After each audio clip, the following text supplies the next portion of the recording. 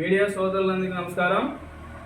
ఈరోజు ఈ మీడియా సమావేశం ఉద్దేశం ఏమిటంటే, ఆళ్లగడ్డ నియోజకవర్గంలో కూటమి ప్రభుత్వం ఎక్కడా,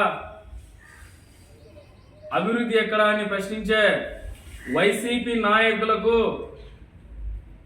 సమాధానం చెప్పడానికి ఈ మీడియా సమావేశం ఏర్పాటు చేయడం జరిగింది. ముఖ్యంగా ఆళ్లగడ్డలో వైఎస్ఆర్సీపీ నాయకులు ఆళ్లగడ్డ నియోజకవర్గంలో అవినీతి అక్రమాలు జరుగుతున్నాయి, కూటమి ఎమ్మెల్యే భూమా అఖిలప్రియ గారి మీద అవాకులు చవాకులు మాట్లాడుతున్న వైసీపీ నాయకులకు ఒకటే చెబుతున్నాను.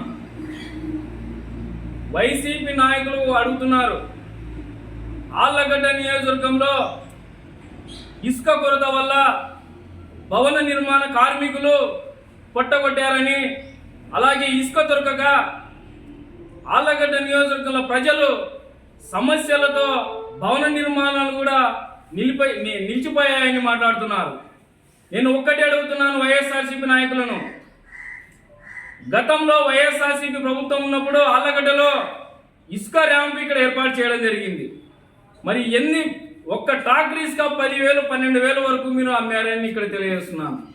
అలాగే ఒక లారీ ఇసుక ₹1,00,000 కూడా అమ్మిన వాస్తవం కాదా అని నేను ఈరోజు మిమ్మల్ని ప్రశ్నిస్తున్నాను. ఎక్కడ భవన నిర్మాణ కార్మికులు కుటుంబాలు రోడ్డు పడ్డాయో వైసీపీ నాయకులు చెప్పాలి. ఇక్కడ ఇసుక ట్రాక్టర్ 5,000 నుంచి, లేదంటే డిస్టెన్స్ బట్టి ట్రాన్స్పోర్ట్ బట్టి ఒక ₹500 ఎక్కువ తక్కువ ఉంటుంది తప్ప ప్రతి ఒక్క భవన నిర్మాణ కార్మికుడికి ఇసుక దొరుకుతుంది. అలాగే గ్రామాల్లో పట్టణాల్లో బిల్డర్స్ కూడా, భవన నిర్మాణ కార్మికులు కూడా కూటమి ప్రభుత్వం వచ్చిన తర్వాత చేతి నిండా పని చేసుకుంటూ వాళ్ళ కుటుంబాలు పోషణ సాగిస్తూ ఉన్నారు.